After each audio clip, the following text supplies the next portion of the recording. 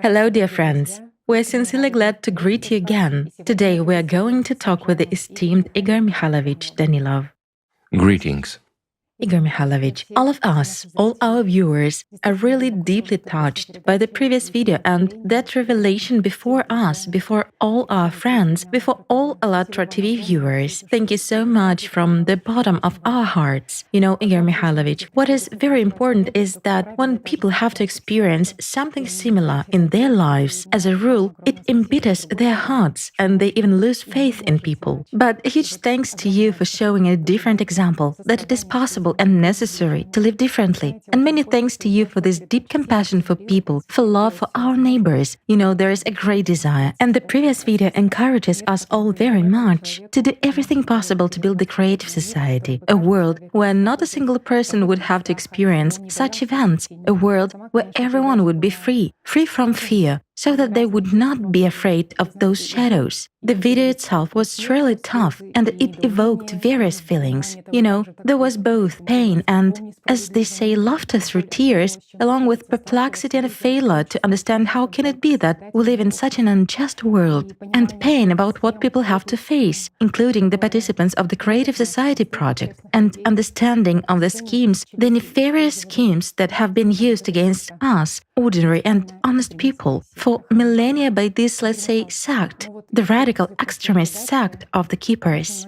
Also, Igor Mikhailovich, after the previous video, many people all over the world expressed their public support in their social networks for the participant of the Creative Society project who had suffered from this lawlessness. Thus, this story has received wide publicity. And you know, I'm sincerely pleased that there are people who realize that there is no such thing as a stranger's misfortune, and that there are true friends who express such open support and do everything possible to shed light onto these dark, shadowy sides. This is wonderful. And I want to thank all the people, all our friends who showed concern for the fate of our participant, for the volunteer, a volunteer like all of us, who got into an unpleasant situation just because someone wants to rule the world. In fact, by defending our friend, we protect ourselves. When our constitutional, our human rights are violated, if we remain indifferent, we should know that if today our friends or our neighbors' rights have been violated, then tomorrow our rights will be violated. If today the court of justice, what court of justice? Is that a court of justice? How can you call it a court of justice when everything is violated just as it was violated millennia ago, when under the same charge under which Jesus Christ was executed, they start to execute innocent people? Yes, it would seem that there is a difference. In that case, it was Jesus Christ who brought the truth here. He was crucified, he was destroyed, he was feared. But today, an ordinary citizen who sincerely wants to improve the life of I emphasize every person in this world, including those who abused her, literally, a group of criminals, a gang, who have colluded in a criminal conspiracy and violating the Constitution, violating all conceivable rights that should be natural to every human being. They convicted this person only to introduce the phrase that the Creative Society is a religious movement. That's what they want. And they don't care about people's fates, they don't care whom they hurt, they don't care about anything that is not related to their own prosperity. This is insane. This is, you know, frankly speaking, I don't like to insult people. And it's a wrong thing to do, because the things that people are doing, even these people whom I called a group of criminals, and they are indeed a group of criminals, because, excuse me, the law enforcement agencies have colluded with representatives of the church, but we know why. We know what they want and who is really behind them. And that's what people are explaining now. So, when the judge, the one who should stand for the interests of the people, for the Constitution and for the rights of every citizen, takes the side of those who lobby for their interests on a world scale, it would seem it's a province is not a big thing. No, friends. There is no trifle anywhere, especially when it comes to our legal rights, when it comes to our true freedoms. You know, in fact, now one might say that we made a mountain out of a molehill about this situation, just because a local diocese of some church, it's not some church, it's a huge organization that is within that church and has convinced those very church representatives that they must be the one and only monopoly for the whole country. Just like we said in the previous video, in order to rule in this country and rule in other countries. That's what the problem is. They are fighting for power. Well, it is said that we made a big deal out of it, and that in fact there is nothing like that. However, if there is nothing like that, then why, while convicting in one case, which is unacceptable either from the moral point of view or from the legal point of view, and those who made this up, on the contrary, they should now be on trial, but they introduce and push the decision through the court. The next step will be extremism, and look how they have inflated this thing in many countries. I mean extremism, and they are throwing people in jail in droves. But who was fighting extremism? Let's look back into history. Who actually invented this concept of division? And who was the first to fight heresy and religious untruth? Did Christ do it? No, friends. The Antichrist did. And up till now, and especially today, all this serves as a tool that can remove the unwanted people, and the truth disappears. Our rights disappear, and therefore the future disappears. People suffer for no reason. Indeed, just because they want to make the world a better place and to make even those who punish them happy. If we look at it from the other side, because of this fly, which is presented to us as something scary, what this volunteer has allegedly done, dreaming of a better life, which every person on this planet deserves. Because of this fly, we do not see the elephant that rules this world. Those architects of this world, who have killed billions of people and who want to reduce our entire humanity of more than 8 billion to 500 million, a number that is convenient to them, well, a billion at the most, because they can easily manipulate that number, simply control and keep them on the leash, you know, like a riding horse or like a donkey on which they ride to their paradise, invented by them. However, those people we are talking about, the so-called keepers, the architects of this world, have made a mistake. They have made a mistake about time, and they have made a mistake about their dreams. For 2000 years, they've been killing truly holy people. They killed and destroyed those who strived for freedom. They've been shutting and are still shutting our mouths to this day, enacting and toughening laws over us, manipulating the constitution and all our rights. They seek absolute rule, but they've made a mistake. They've made a mistake because this world is our home and our world. Their world was destroyed 12,000 years ago. And those who look at history with an open mind will see where the roots come from, what this organization is, and that it really exists. I think we should talk about them a little bit because throughout history they acted in such a way that they always described heroes, those whom they put in power and whom they easily manipulated and controlled. As a rule, like in the story of that very Constantine, they took people who were easily manipulated. They took those who were feeble-minded, yet highly prideful and easily controllable, and whose thirst for power and money was absolutely insatiable. And behind them, like shadows, there were those representatives of this organization, of the keepers, or the great architects as they were known in the world. They created many different organizations, whom people later accused of all kinds of evil things possible, things that were actually done by the architects. They introduced symbols and signs so that we could see them.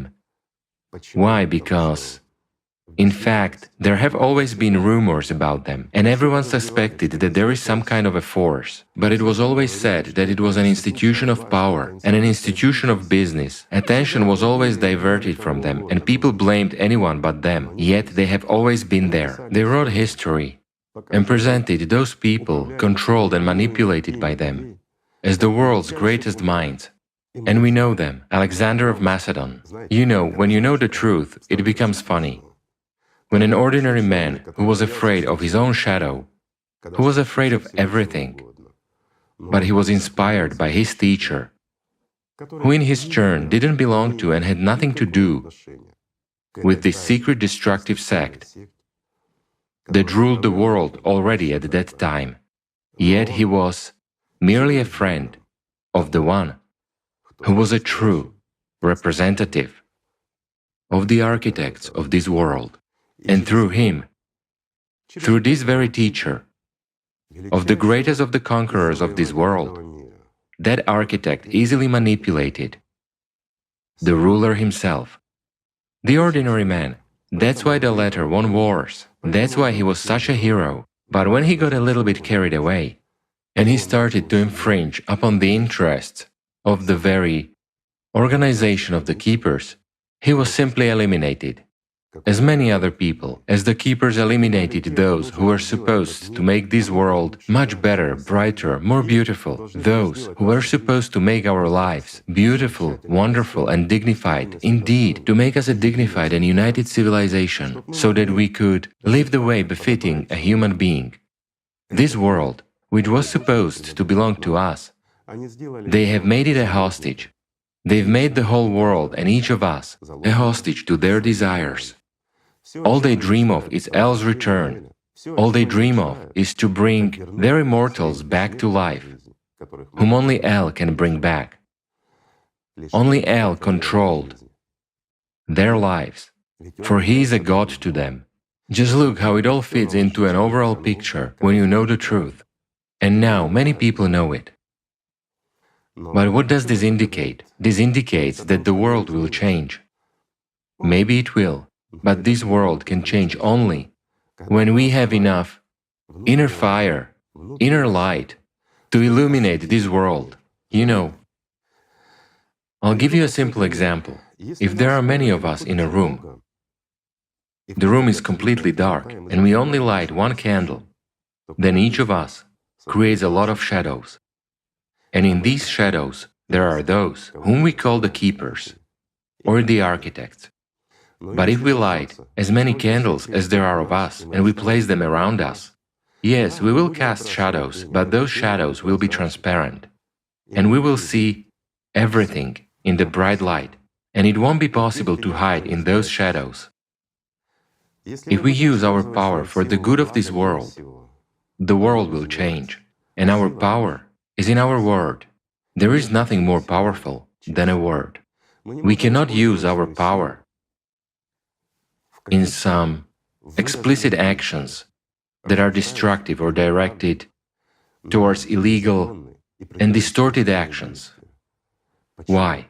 Because it is us who will suffer, because we are human beings. That's why we say that each of us in this consumerist format should be a patriot of his country first and foremost and protect the interests of his country.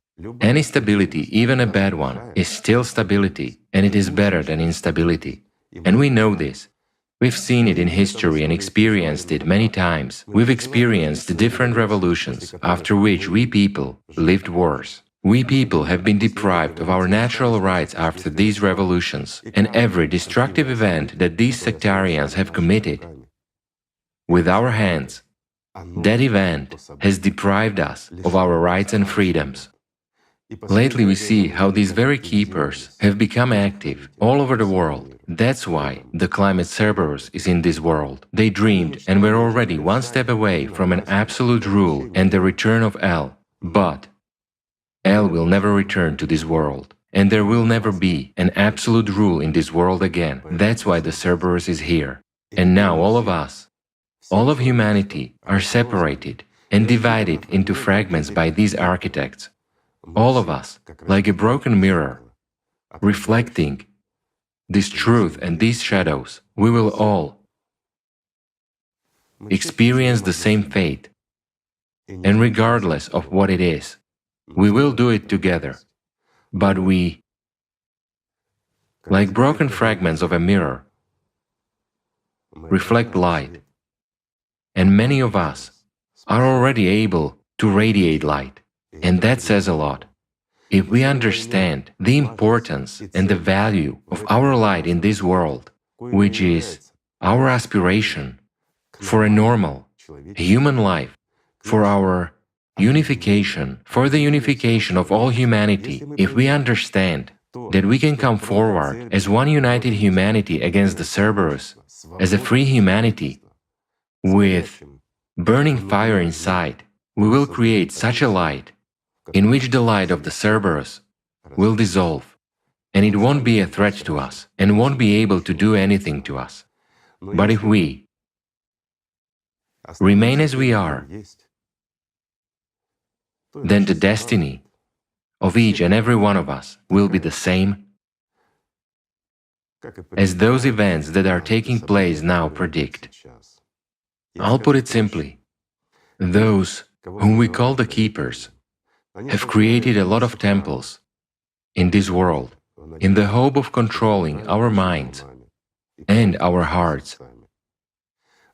But now their actions are so destructive that if we don't find freedom within ourselves, don't find God within ourselves, and don't find an aspiration for life, because precisely God gives us an aspiration for life, the devil gives us the desire for envy, for hatred and for division. So if we don't find God within ourselves, and if we don't find the strength within ourselves to fulfill what Jesus Christ wanted, what the best of men, the Prophet Mohammed wanted, and if we don't unite, there will remain neither us nor temples in this world. Let's look at Mars. We showed and told that there was life on it. And here, delving a bit into the past, we can say with certainty, even if there is a temple of some kind left, perhaps some stone and solid temple, there will be no visitors in it. And it makes no sense for them, for those who now work for this soulless organization, to change our lives for the worse. But we see their destructive activities everywhere around us. We see, or rather we look at this, but sometimes we do not notice how they exert influence nor why. Let me explain via a simple example so that it doesn't seem like science fiction. They do not come to the forefront themselves, as I already said. They use their people, you know, to play second, third, or even fifth fiddle. We look at history, we see the heroes, those pawns they played, but we don't see them. Why? Because the keepers don't describe them, seemingly. But it isn't so, friends. They always write for their circle and put the names of their heroes into history. But as a rule, they are always like that very Gamaliel, that scriptwriter of the destruction of Jesus Christ. And that scriptwriter who, through his disciples, turned Jesus' teaching into what we have now, the very opposite of what Jesus Christ taught. Whereas Gamaliel's name is just between the lines and not the first or the last one. But those who know where to look will always see them. And will always see them in history and in the lives of those who manipulate our consciousness. Everything is tried and easy, in fact. Let me give you an example of how it is done and what it means that they are the architects of this world. Everything is very simple. For instance, my friend, you're building a house. This is a simple example, and I think it will be clear to many people. You've decided to save money and build the house faster. So you've hired builders. A foreman says, "Let us build you a simple, fast, high-quality house. We will do everything well." You've agreed with him on a project. And the house is being built. And here a neighbor passes by who says, "Listen, such a beautiful house, such a great job, but your entrance is simple, it is N-shaped. If it were in the form of an arch, just imagine, an arched entrance is much stronger than a usual N-shape. Your house would be preserved for your grandchildren. Imagine your grandchildren would be living in your house. You would build it not just for your children, but for your grandchildren. And this house would stand out among all the others in the village. There are no houses in our street or in the neighboring streets with such a complex architecture, with such an arched doorway. All your neighbors have N-shaped ordinary doorways. That would be cool. Well, I see you're not up for it. How are you doing in general?" And he starts talking about something else. You come home and think, yes, it will take a bit longer. It will increase the cost. But it will be the only such house on our street and neighboring streets. You invite the foreman and tell him, "Look, I've changed my mind. Let's make some changes to our project. Let's make an arched doorway. It will look more expensive and more beautiful. It will be the centerpiece of my house and it will serve my grandchildren because of its more durable construction." The foreman answers, "Well, it will prolong the construction. It will increase the cost. Do you really need it? Everyone has houses like yours. Why do you need it?" But you say, "Well, those are their houses, while this one is mine." And you agree, not knowing that a little bit earlier, that friend and neighbor of yours who suggested to you the idea of this arched doorway talked to that foreman, and the latter casually told him, "The house is good, and we are building well." But the owner did a stupid thing. He decided to make an N-shaped doorway, saving literally pennies and a couple of extra days. But if he had made an arched doorway, this house would stand out and serve him longer. But who would recommend it to him? I cannot tell him about it, for he will say, "It means you just want to make money on me." I cannot actually earn extra money on my client, given that we've agreed on the project. And again, he doesn't know anything about architecture. If a specialist told him, perhaps he would listen to him, while in general the house is solid. And the foreman immediately starts telling this friend and neighbor of yours that his house is beautiful, and he saw it. Who built it? He begins to ask simple questions and evoke pridefulness in him. And the man, excited by the foreman's words, having already forgotten that it was this foreman who recommended this doorway to him, upon seeing his neighbor, gives him advice on how to build the house correctly, as a person who had built a beautiful house. After all, he's the creator. He created a house for himself, and he shares his experience as the greatest of architects on how his neighbor should build correctly. Tell me, don't we encounter such situations? We do encounter, but do not notice. Some people say there are Overton windows. Yes, these are well-described psychological techniques, thanks to which any stupidity becomes our reality, and sometimes even the law. But who is behind it all? Behind those Overton windows? In fact, everything is banal and visible. The architects do not act straightforward and stupid like that. They stay behind those who created these windows, playing the fifth fiddle, or even more remote roles. But they always remain in history, and if you want to, you can find any information, even on the example which we considered, thanks to which we have seen how that scheme works, according to the exact same scenario for illegal missionary activity, speaking in modern terms, for which Jesus Christ was executed in the same way as innocent people are being executed nowadays in a Russian province. Thank you, friends, for not being indifferent, for understanding that today, by punishing and depriving one person of constitutional rights, tomorrow they will deprive the entire country and then the whole world. We understand this and we see this. But do we see that elephant behind this event, behind what seems to be a fly. Sometimes we do not see simple things. That's the way our consciousness works, and those who manipulate it know perfectly well how our consciousness works. They know perfectly well how to instill a thought in someone so that the entire world would change afterwards. They know perfectly well how to bring to power the one they want. When considering the same example in that province, we clearly saw how people whom they manipulated and who were convenient to them were appointed to the supreme government body. But how many such provinces are there not only in that country, but all over the world? Provinces where the futures of the countries are created.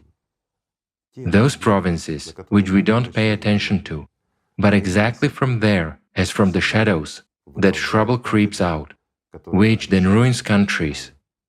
From the provinces where evil is reborn, the provinces from where shadows actually creep out. However, if there are people who did not succumb to them, then, by playing with our consciousness just as skillfully, these manipulators would accuse them of extremism, this terrible word, which in fact means division. And those who divide us manipulate by what they do themselves. Meanwhile, we see it, but don't understand it. Not understanding, we keep silent. We don't understand that this is our life, this is our destiny. Those rights of which we've been deprived today and which we have failed to get back will be taken away from our children tomorrow. Today, we suffer. Tomorrow, our children will suffer, and the day after tomorrow, our world will disappear. It will disappear just because today we haven't found the strength to defend the right to live, the constitutional rights and natural freedoms of another person, an ordinary person just like us. And how many such seemingly trivial cases are there? Trivial for whom?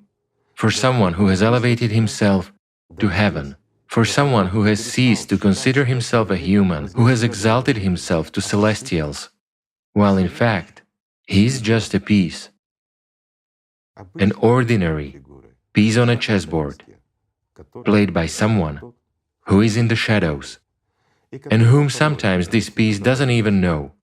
Yet, the one who plays this person is known to a boyfriend. Just note, a boyfriend of his wife's friend. It would seem, what kind of connection can there be? Well, the same as with that very neighbor who suggested how to properly make an arch. You cannot find the guilty, but the bottom line is that this fly kills elephants. This is true, and that's what our world is filled with. But can we change the situation? Yes, friends, we can change everything. We can build the creative society where there will be no money and there will be no power. Thus, every action against us will disappear, and any action can only be aimed at improving our lives. Just look. Please, don't take offense, friends. I will call things by their proper names. After all, in many aspects, for many years, the Jewish people have been accused of being the ones who manipulate us. Yes, they are the smartest people, and very often they were advisors to kings and many others, those who ruled our world. As a rule, Jews ascend to high positions in various organizations, and it would seem that they are to blame for everything. It would seem. But if we look at the root of this entire world, we often see completely different people behind them. And the wise consciousness of the Jews, so to say, didn't see simple manipulations and didn't see how even they themselves were manipulated. However, these people who evoked envy and sometimes even hatred among representatives of many other nationalities can serve the entire humanity and bring benefit in the creative society. And all our hatred towards each other and all the divisions that were artificially and skillfully imposed on us by the architects of this world while it was being built the way it is now, it will all disappear. We will have nothing to divide. Again, let's take the topic of nationalism. The topic seems to be acute, and it caused the emergence of Nazism and many other bad things, but can we accuse anyone of nationalism when each of us in any country is such? It would seem that's impossible. Well, how come it's impossible? Let's consider a simple example. Let's take the bulwark of democracy, as it is called across the world, America. It is definitely impossible there. There.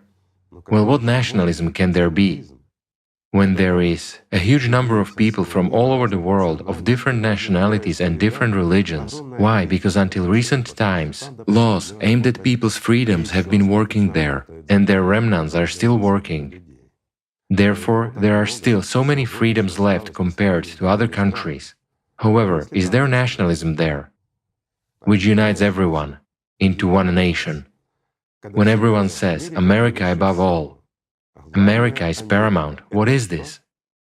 And this is normal nationalism. They are standing up for their country, for patriotism. But what is patriotism? Here's the answer for you.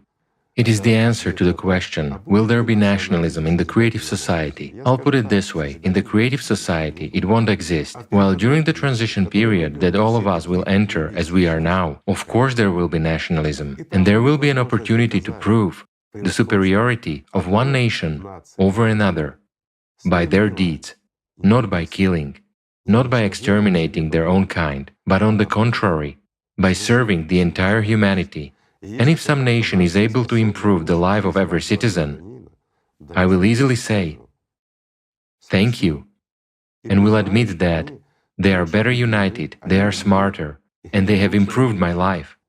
Is that bad? It's good, especially bearing in mind that when we enter the creative society, we will become one united family, one united civilization. Yes, each of us we'll have our own countries, they won't disappear anywhere. We will have our customs and traditions, those that do not separate us. But we won't have money, and we won't have power, which means that we won't have enmity. Hence shadows will disappear in our world. Those deep shadows were like cockroaches, those who are actually the architects of our thoughts and our lives are hiding. Those who violate our constitutional and international rights, and even any conceivable elementary rights of our conscience and humaneness, those who force us to kill each other, those who force us to desire things that we don't really need. Look how simple this is. And it is indeed simple. But it is simple only when we want to live. It is simple only when we as one humanity start living and defending our rights. After all, by defending our friend, we defend ourselves, we defend our children, we defend our countries, and we defend our constitutions. We defend them against that filth, that human, vile essence which destroys everything. And when we ensure that those who should protect our rights will not sit in the same bathhouse with those who usurp these rights and manipulate us, then, friends, we will be one step closer to the truth. When we call things by their proper names and are not shy about anything, then the world will change, and that's easy. In the previous video, I told you about my life, and maybe more than I should have told, I don't know. But I can be excused. I am a man who survived 2 concussions not so long ago, and to be honest, it took me a month to learn to stand on 2 feet again without wobbling. Being a man, as one of those fellows put it, with a marked consciousness. I have the right to call things by their proper names, just like any normal person, even one who didn't have a concussion. You see how we are fond of stigmatizing, belittling and insulting someone. Why? To belittle a person's value. What's the point? Will we exalt ourselves that way? As this representative of the church called all the people of Allat mentally deranged, exalting himself to the heights of an expert even in the fields of psychiatry and psychology. In his opinion, only deranged people can depart from the Antichrist. and come to Christ in this darkened world that has one foot in the grave. This is funny. It is funny when you know the truth, and when you see the light at the end of this tunnel. But when he is in such a state, when he, as a human, is torn apart by his desire and aspiration to exalt himself above us, when he, as an allegedly great author of great books, doesn't get worldwide recognition, meanwhile his brain, pardon me, works far too actively because too many thoughts are coming to him, and it draws for him many forms, those fantastic forms which he has seen around him. When he saw how people prostrated themselves in front of their metropolitan bishop, kissing his hands, do you think he doesn't want that kind of life? He does. Doesn't he want greatness? He does. And this is precisely what makes him create various illegal combinations in order to gain favor with the metropolitan bishop, in order to make a name for himself. And the demon inside elevates him above people, and he already begins to openly manipulate our opinions and bring those who are convenient to him into authority over us. Look, an ordinary man, an ordinary teacher of history, yet he manipulates the country. He makes decisions in his head, and not by his own initiative, regarding what to say about the president elected by the whole nation and voted for by a huge part of the country, yet this man's opinion is much higher, and by voicing his discontent, he exalts himself above the rest. Everyone else was stupid and made the wrong choice, only he knows whom to vote for, and only he in his head is capable of making the right decisions for the whole country and for the whole world. Look how simple this is. A simple question. Who is actually behind him? Who fuels him from within? And who makes him what he is now? Everything is very simple. Who is sacrificing this pawn in their game? That's the answer. Everything is very simple in this world. But what should our world be like? This is what Jesus Christ told us, whom people like this fellow were supposed to serve, since he is the head of missionary activities, along with his patriarchs. This world was supposed to be the way the best of men, the Prophet Mohammed, bequeathed to us. Let's recall an episode from history that truly illustrates the greatness of the Prophet and the fact that to this day, the Prophet Muhammad remains the best of men. Let's recall the story of the well of Ruma.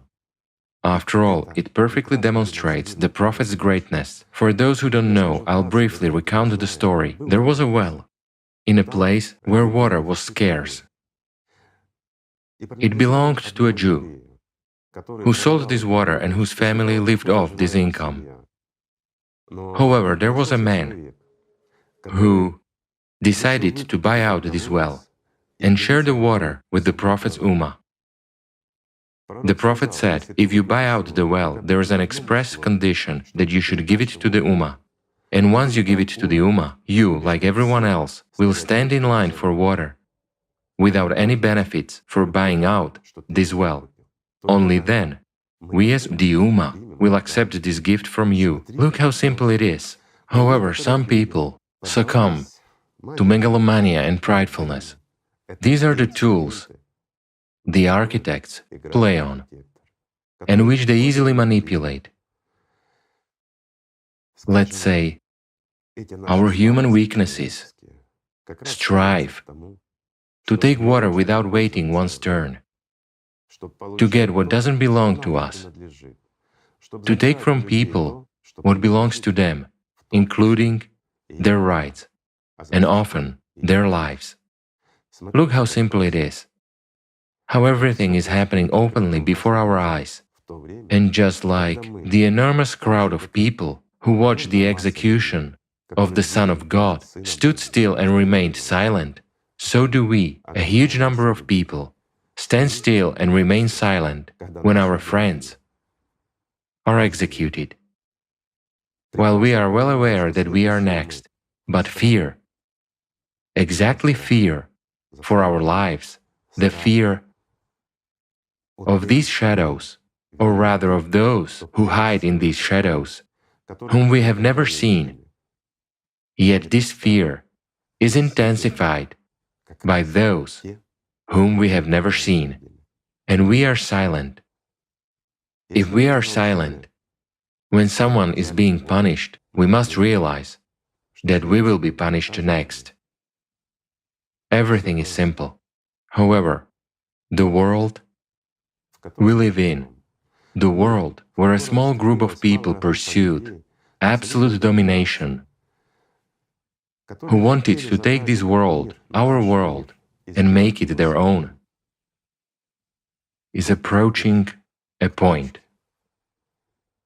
at which all of us must make a choice, at which we will share the same fate in any case, and we will be united anyway, but we'll be united by a common tragedy, or, on the contrary, by something that will give us a great prospect, by the fact that the world that the prophets dreamed of will come.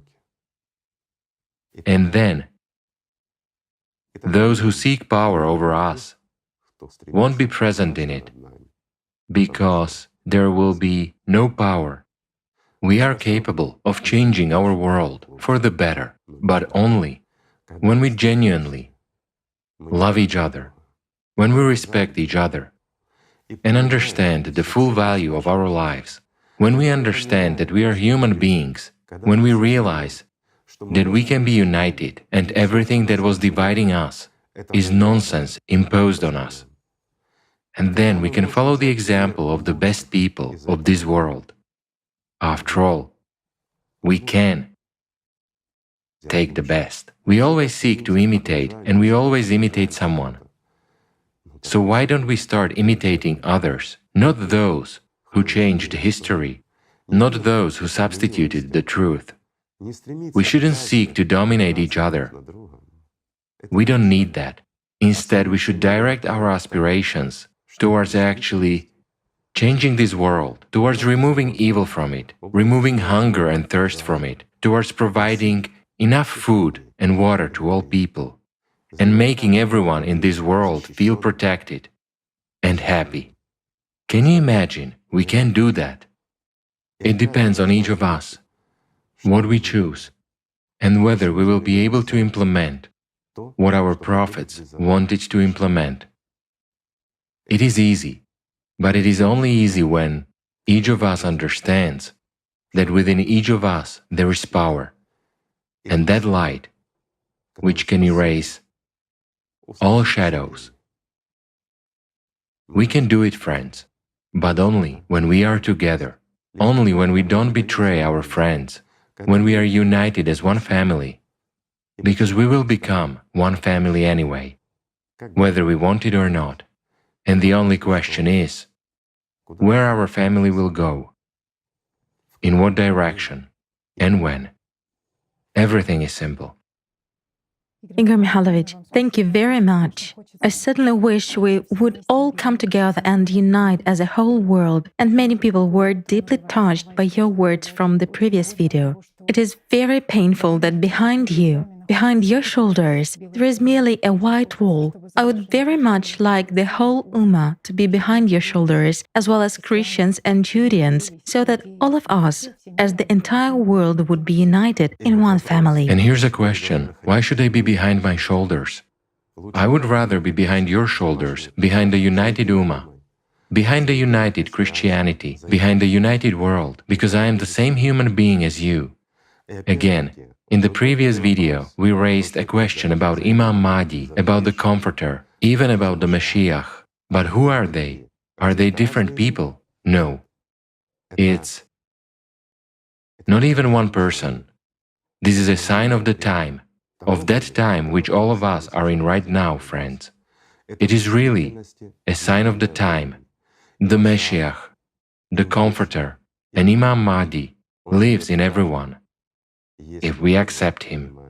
This is that ray of light which gives hope to all of humanity. And if we nurture this light within ourselves, if we become humans, if we strive for a common goal, whereas the common goal at this stage is the survival of all humanity, if we strive to build a creative society, which is nothing but the highest value, this creative society which we are talking about is what our saints have proclaimed to us.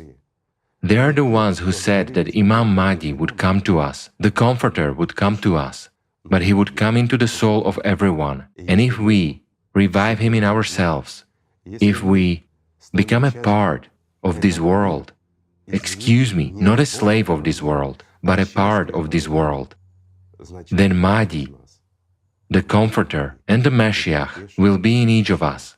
That is the banner of this world. If we lift up the one who is called by many names, if we lift him up as a banner over all humankind, then what the prophets promised us will come true. Thousands of years, but I'll correct it and say billions of years for all humankind. It's not that I'll be correcting them. They were the prophets. And when they said thousands or 1,000 years of the Golden Age, they were just talking about the huge and infinite number of years. But there is no such thing as infinity in a finite world. Therefore, friends, I cannot promise you eternity unless you yourselves enter it. But in this world, we know very well that we as humanity will have billions of years ahead of us, and our descendants will be proud of us. And this pride is worth a lot. As for all our pridefulness, which we use to be manipulated, excuse me, but that's how it is. In fact, we all suffer because of pridefulness. Yes, all manipulations over us are built on pridefulness. And we accept this. It is instilled in us that we are kind of good, we're strong, we're heroes. And since we are heroes, we should go and kill somebody. They manipulate us based on pridefulness, forcing us, excuse me, to betray our friends. And by and large, sometimes they even force us to stab our friends in the back, literally out of pridefulness, by manipulating our opinion, desire and aspiration. But all of this is perceived from strangers and outsiders only because we live based on this pridefulness and are guided by it. Yet there is a lot we can change. It's true, friends. We can turn our vile, low, and inhuman pridefulness around and lift it up to the heavens. Our common human pridefulness, and change it from serving Satan to serving God. And this pridefulness of ours, that power which makes us serve Satan, can help us serve God, and thus all of humanity. I will repeat the words I said. Remember it, my friends. If we, each of us as human beings, live for ourselves, it means we serve Satan. If there is only us and our family for us, and our family is only there to admire and support us, to look upon us as God, we have dug our own grave. We have bought a place in hell. But if we live as a human being for humanity, if each of us cares for all of humanity, and that is our main goal, to serve all of humanity, then the gates of paradise open before us, and we are able to change this world. But we are able to change it only when there are many of us, when we create a single egregore that is directed towards the best side of this world, towards God, towards the future of all humanity. Then we can change a lot. I'll give a simple example for you to understand. Many people will say, how can I, an ordinary person, serve the whole of humanity if I only lay asphalt, for instance? I'll tell you, my friend, how you can save both your grandchild and the future of all humankind by laying asphalt. We do not know how our actions will affect the future. A simple example, when we are laying asphalt, we can, out of laziness, slightly change what we had to do. We can put a thinner layer of asphalt, steal a little bit of gravel for our garden or sell it to someone, and in this place a trench will appear. Well, the road is not quite smooth, it's nothing, such a thing happens. But we do not know that when, even in care of our family, we try to sell a truck of gravel planned for this road in order to bring this money home to feed our children or grandchildren, we do not know that years will pass and our grandchild will drive on this road, in this place, and his fate may be different. And we, exactly we, shape this fate. Yet, in care of people, in care of the whole of humanity, and thus of our grandchild, we can deny ourselves the banal, evil desire to do bad to the world and make this road dangerous. And then our grandchild will drive on a smooth road, whereas he can change the world. He can create something that will help the whole of humanity. And then our actions, when we stop ourselves from trite stealing in order to bring an extra sweet to our grandchild, we thus save his life and we serve the whole of humanity. That's how this world is arranged. We don't know how our actions may affect the future, but when our actions are directed towards improving this world, towards serving all humankind, then the world changes as well. At least our destiny changes. Even if we fail to save the entire world, we will at least save ourselves, and that's already worth it. Believe me, friends, our goal, the highest goal of each of us in this world, is life eternal. If we do not understand and do not strive for that, we will serve Satan, and it doesn't matter who we are, what religion we belong to, or whether we are atheists, it doesn't matter. When we support the Antichrist with our actions and deeds, we destroy this world. When we spit on laws and on the rights of other people, when we insult someone or laugh at someone, we do not elevate ourselves, we bury ourselves and our future. This is simple. The entire world is much simpler than they lied to us. Those ones lied who manipulated our opinions, who were decimating us and deprived us of elementary rights which the Lord had given us. Therefore, it depends on us, whose example we follow and how we live. In fact, there are enough examples in this world, examples that we should have followed. And we should have built our lives the way those people were building. However, for some reason we've done it differently. But we've done it so just because we didn't know that our whole life is a road. And we must walk it with dignity. Everything is simple.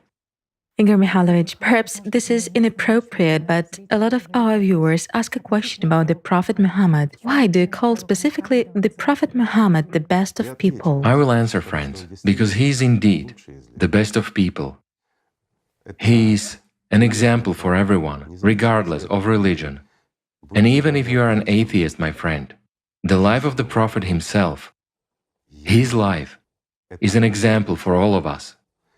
If we lived the way the Prophet did, if we treated our relatives, friends, acquaintances and strangers the way the Prophet Mohammed did, we would have already been living in this world like in paradise for a long time now. I'll give you a simple example. It's an ordinary story of how the Prophet Mohammed took out garbage every day, even after his Jewish neighbor, who tried to test the Prophet Muhammad, not believing him that he was so good, trying to annoy him and thereby to prove to himself that the Prophet Muhammad was no better than him. So he threw garbage near his door, but the Prophet took that garbage and threw it away, never making a single remark to his neighbor, because he knew who controlled that Jew and why he behaved like that. Precisely due to the thoughts which we, as people, allow in ourselves. After all, our consciousness works this way. When we see and feel the light in someone, our consciousness starts being jealous of that person and sometimes even hating him. It forces us to doubt him. Why? Just so that we don't follow his example, don't change our lives, don't become free, and don't become a candle that destroys the darkness. It is beneficial to our consciousness when we are slaves, when we are manipulated by shadows in our consciousness, when we desire and crave someone else's possessions, when we strive to dominate each other and simply turn this world into what it is nowadays. That's the meaning and the entire game of our consciousness.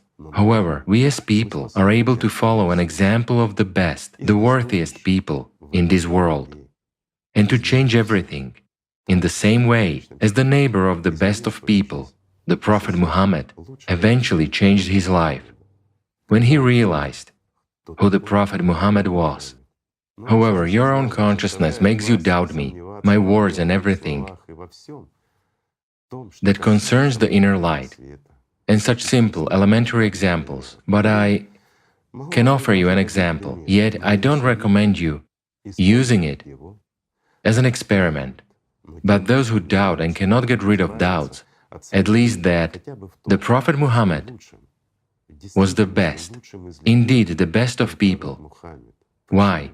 Because the Prophet Muhammad was a human, but he became the worthiest among the worthiest, which is very significant. He was a man who wasn't sent here by Allah. He was a human, but within one lifetime, he achieved what no other ordinary people had achieved before him. He became the Prophet Muhammad, the worthiest one. So, you can check and dispel your doubts that he is the best of people. Take your garbage and start putting it near your neighbor's doors every day. And you will see that the Prophet Muhammad was the best of people. But I don't recommend you doing that, because it is unlikely that your neighbors are as highly spiritual and as sincerely loving of Allah as the Prophet Muhammad. I'm sorry for such an example. I don't advise it, don't do that. But if doubts have overcome you so much that you cannot get rid of this demon, then do that, and your neighbors will rid you of this stupidity and these doubts. Everything is simple, so simple in this world, when you get rid of inner filth, when you let the inner light come out, when you live freely and breathe deeply, and it doesn't matter what might be done to your body. A body is dust. It doesn't matter where you are and what kind of sadness your consciousness is trying to draw for you. If you love God with all your heart and you endeavor to radiate light with all your essence, you want to embrace the whole world, to embrace everyone in this world, then you begin to understand that we are all brothers and we are all one. We are all one big family, and each of us deserves to live as a human. Everything is simple, friends. I will repeat the words of Jesus Christ, which I believe are the most timely and the most appropriate now. May each of you respond to the simple and understandable speech of Christ. What do you benefit if you gain the whole world but lose your own soul? And that says it all. Because our life doesn't end with our existence in this mortal body. We are much greater, but we simply don't know about that. And we don't know about it, my friends, just because we are manipulated and the truth has been hidden from us for millennia by those who wanted to dominate, by those who wanted to rule. And this desire was imposed on almost every one of us. Do you know why? I will answer. If you are a pure ear of wheat, carrying life in you, among weeds, you will be visible from afar, but if you are a burdock, no one will recognize you among weeds.